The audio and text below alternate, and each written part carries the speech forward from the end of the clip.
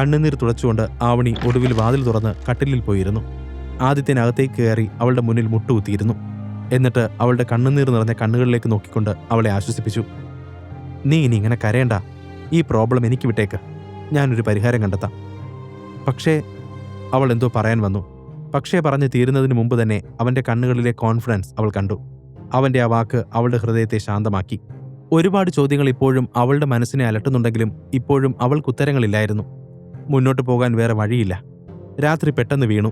പതിവ് പോലെ എല്ലാവരും വ്യത്യസ്തമായ പലതും ആവശ്യപ്പെട്ടതുകൊണ്ട് ആദിത്യൻ ഭക്ഷണം തയ്യാറാക്കി കഴിഞ്ഞപ്പോഴേക്കും ഒരുപാട് ലേറ്റായി. പിന്നെ എല്ലാവരും കഴിച്ച പാത്രങ്ങൾ കഴുകി കഴിഞ്ഞപ്പോൾ രാത്രി പിന്നെയും വൈകി. ശേഷം അവൻ നേരെ മുറിയിലേക്ക് കയറി. ആവണി എപ്പോഴും ഉണർന്നിരുന്ന് തിരിഞ്ഞും മറിഞ്ഞും കിടക്കുകയാണ്. ഉറക്കം അവളെ പൂർണ്ണമായും ഉപേക്ഷിച്ചിരുന്നു. അത്തരമൊരവസ്ഥയിൽ അവളെ കാണുന്നത് ആദിത്യന് സഹിക്കാൻ കഴിഞ്ഞില്ല. എങ്കിലും അവൻ അവളെ ശല്യപ്പെടുത്തിയില്ല. എങ്ങനെയോ ആ നീണ്ട രാത്രി കടന്നുപോയി. നേരം പുലർന്നപ്പോൾ ആദിത്യൻ അതിരാവിലെ എഴുന്നേറ്റ് വീട് വൃത്തിയാക്കാൻ തുടങ്ങി. രാത്രി കരഞ്ഞു തളർന്ന് വൈകിക്കിടന്ന ആവണി അപ്പോഴും ഉറങ്ങുകയായിരുന്നു. പെട്ടെന്ന് ഫോണിന്റെ റിംഗ് അവിടുത്തെ ആ നിശബ്ദതയെ ഭേദിച്ചു. പകുതി ഉറക്കത്തിലായിരുന്ന അവൾ അതിനായി കൈനീട്ടി. സ്ക്രീനിലെ പേര് കണ്ടപ്പോൾ അവളൊന്ന് മരവിച്ചുപോയി.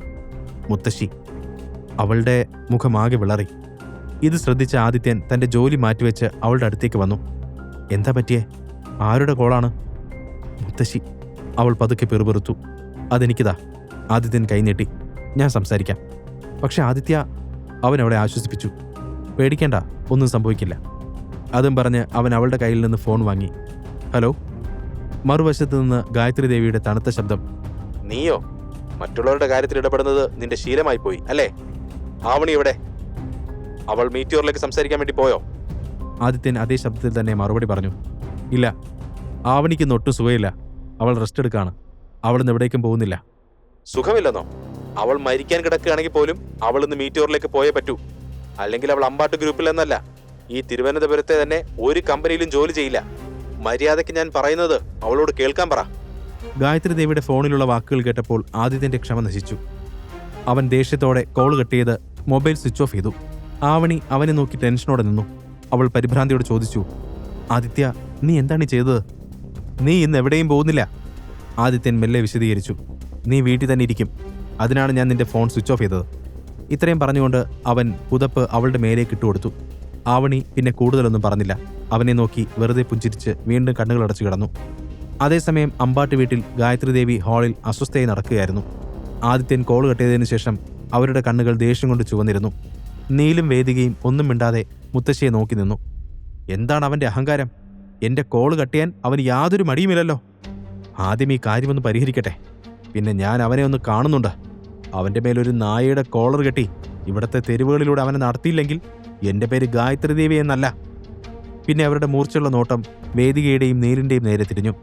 മുത്തശ്ശി പ്ലീസ്, വേദിക ശ്രദ്ധാപൂർവ്വം പറഞ്ഞു. മുത്തശ്ശി ഒന്ന് സമാധാനത്തോടെ ഇരിക്കുക. വെറുതെ ദേഷ്യപ്പെട്ട് BP കൂട്ടണ്ട. എന്നാൽ ഗായത്രി ദേവി സമാധാനിക്കാൻ തയ്യാറല്ലായിരുന്നു. എനിക്കെങ്ങനെ ദേഷ്യപ്പെടാതിരിക്കാൻ കഴിയും? എന്റെ മുന്നിൽ കണ്ണുയർത്താൻ പോലും ധൈര്യപ്പെടാത്ത ആളുകളൊക്കെ ഇപ്പോൾ എന്റെ കോള് കട്ട് ചെയ്യുന്നു. അപ്പോൾ പിന്നെ ഞാൻ ദേഷ്യപ്പെടണ്ടേ? നമുക്ക് ഒരുമിച്ച് ഇതിനൊരു പരിഹാരം കണ്ടെത്താം. വേദിക അവരെ സമാധാനിപ്പിക്കാൻ ശ്രമിച്ചു. ഇപ്പം മുത്തശ്ശി ഒന്ന് കൺട്രോൾ ചെയ്യ് പ്ലീസ്. അവൾ മേശപ്പുറത്തു നിന്ന് വെള്ളത്തിന്റെ ഗ്ലാസ് എടുത്തു മുത്തശ്ശിക്ക് കൊടുത്തു. ഗായത്രി ദേവി പതുക്കെ വെള്ളം കുടിച്ച് സോഫയിലിരുന്നു. എന്നിട്ടും സാഹചര്യത്തിന്റെ പിരിമുറുക്കം അവരുടെ 3 പേരുടെ മുഖങ്ങളിലും വ്യക്തമായിരുന്നു. പെട്ടെന്ന് വേദിക സംസാരിച്ചു.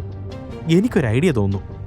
എനിക്കിപ്പോ എല്ലാം വിശദീകരിക്കാൻ കഴിയില്ല, പക്ഷേ എന്നെ വിശ്വസിക്കുക. എന്റെ പ്ലാൻ വിജയിച്ചാൽ ചെയർമാൻ തന്നെ നിങ്ങളെ മീറ്റിയോറിലേക്ക് വിളിച്ച് നീലുമായി കോൺട്രാക്ട് സൈൻ ചെയ്യും. അതും പറഞ്ഞ് ഒരു നേരിയ പുഞ്ചിരിയോടെ അവൾ ഹാളിൽ നിന്നിറങ്ങി. മറുവശത്ത് ആദിത്യൻ വീട്ടുജോലികളെല്ലാം പൂർത്തിയാക്കി പച്ചക്കറി വാങ്ങാൻ വേണ്ടി മാർക്കറ്റിലേക്ക് പോയിരുന്നു. അവൻ കാറിൽ കയറി പോയതും ഫോൺ റിങ് ചെയ്തു. കോളർ ഐഡിയിൽ ഷാനവാസിന്റെ പേര് മിന്നി മറഞ്ഞു. അവൻ ഉടനെ കാർ ഒരു വശത്തേക്ക് നിർത്തി കോൾ എടുത്തു. യെസ് മിസ്റ്റർ ഷാനവാസ്, പറയൂ. ആദിത്യൻ സംസാരിച്ചു. സർ, നിങ്ങളെ ശല്യപ്പെടുത്തുന്നതിൽ സോറി, പക്ഷേ നിങ്ങളുടെ അനിയത്തി ഇവിടെയുണ്ട്. നിങ്ങളോട് സംസാരിക്കണമെന്നാണ് പറയുന്നത്. ഷാനവാസ് പറഞ്ഞത് കേട്ട ആദിത്യൻ അത്ഭുതത്തോടെ നിന്നു. എന്റെ അനിയത്തിയോ? ആരാണവൾ? എന്താണ് അവളുടെ പേര്? അവളുടെ പേര് വേദിക. അവൾക്ക് നിങ്ങളോട് വളരെ പ്രധാനപ്പെട്ട എന്തോ പറയാനുണ്ടെന്നാണ് അവൾ പറയുന്നത്. വേദികയോ? ആദിത്യൻ ഒന്ന് സംശയിച്ചു. ഇത് വേദികയുടെ എന്തെങ്കിലും ഗെയിമാണോ, അല്ലെങ്കിൽ അവൾ എന്തെങ്കിലും കണ്ടെത്തിയിട്ടാണോ വന്നിട്ടുള്ളത് എന്ന് ആദിത്യന് ഉറപ്പില്ലായിരുന്നു. പക്ഷെ അത് അവളോട് നേരിട്ട് ചോദിച്ച് കുഴപ്പത്തിലാവാനും പാടില്ല. എന്നെങ്കിലും ഒരിക്കൽ താൻ സത്യം പറയുകയാണെങ്കിൽ അത് ആദ്യം ആവണിയോടായിരിക്കും. ഇന്നെന്തായാലും അതിനു പറ്റിയ സമയമല്ല. പെട്ടെന്ന് വേദിക വന്നു എന്ന് കേട്ടപ്പോൾ ആദിത്യൻ ചിന്തയിലാണ്ടത് ഷാനവാസിനെ ആകെ കൺഫ്യൂഷനാക്കി. അപ്പുറത്തു നിന്ന് നിശബ്ദത മാത്രമായപ്പോൾ അയാൾ മടിച്ചുകൊണ്ട് ചോദിച്ചു, സാർ, ഞാനെന്നാ പെൺകുട്ടിക്ക് നിങ്ങളുടെ നമ്പർ കൊടുക്കട്ടെ? നോനോ, നമ്പറൊന്നും കൊടുക്കേണ്ട ആവശ്യമില്ല. അത്രയും പ്രധാനപ്പെട്ട എന്തെങ്കിലും കാര്യമാണെങ്കിൽ ഞാൻ അവളെ നേരിട്ട് കണ്ടോളാം. ഒരു കാര്യം ചെയ്താൽ മതി, നിങ്ങൾ അവളോട് ഇന്ന് വൈകുന്നേരം 7:30 ടൗണിലെ അമൂർ കഫേയിലേക്ക് വരാൻ പറഞ്ഞാൽ മതി. ഞാൻ അങ്ങോട്ടേക്ക് എത്തിക്കോളാം. Okay sir. അതും പറഞ്ഞ് ഷാനവാസ് കോൾ കട്ട് ചെയ്തു. ഫോൺ വച്ചതും ആദിത്യൻ കാര്യമായ ചിന്തയിലായിരുന്നു.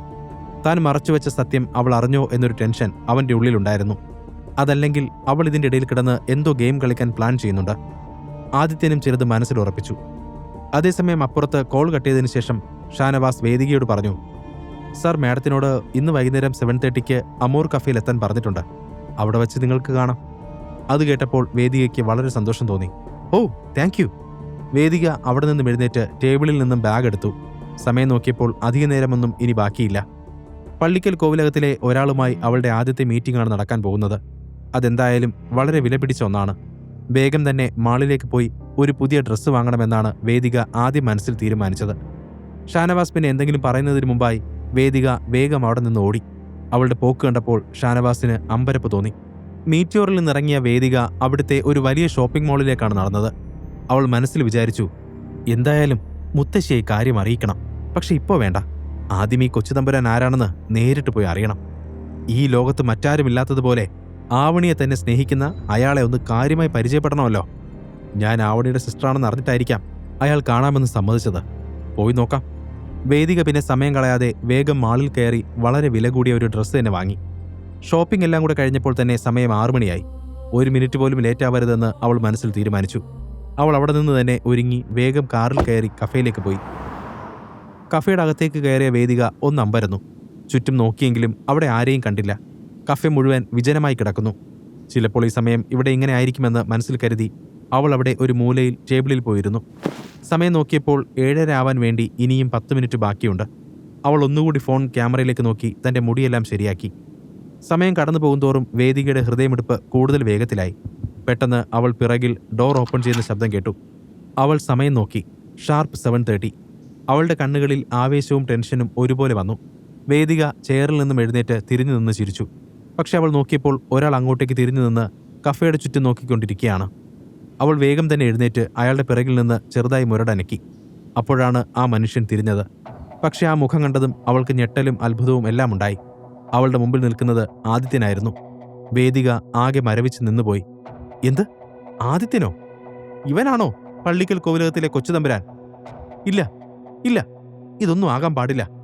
കോവിലകത്തിലെ വീട്ടിൽ ജോലി ചെയ്യാൻ പോലുമുള്ള അർഹത ഇവനില്ല. ഇതെങ്ങനെ സാധ്യമാകും? ഇവൻ എങ്ങനെ തമ്പുരാനാവും? ഞാൻ എന്താണ് ചിന്തിക്കുന്നത്? മറുവശത്ത് വേദികയുടെ അമ്പരപ്പോടെയുള്ള നോട്ടം കണ്ടപ്പോൾ എന്തോ കുഴപ്പമുണ്ടെന്ന് ആദിത്യന് തോന്നി. പക്ഷേ ആ അമ്പരപ്പ് എന്താണെന്ന് അറിയാവുന്നതുകൊണ്ട് അവൻ മനസ്സിൽ ചിരിച്ചു. അവനൊന്നും അറിയാത്ത ഭാവത്തിൽ നിന്നു. വേദിക ദേഷ്യത്തോടെ അവനോട് ചോദിച്ചു, നീ ഇവിടെ എന്താണ് ചെയ്യുന്നത്? ഇത്രയും വിലയേറിയ ഒരു കഫേയിൽ വരാൻ പോലുമുള്ള യോഗ്യത നിനക്കുണ്ടോ? സോറി, അത് വിട്. നീ ഇവിടെ ആരെങ്കിലും കാത്തിരിക്കുകയായിരുന്നോ?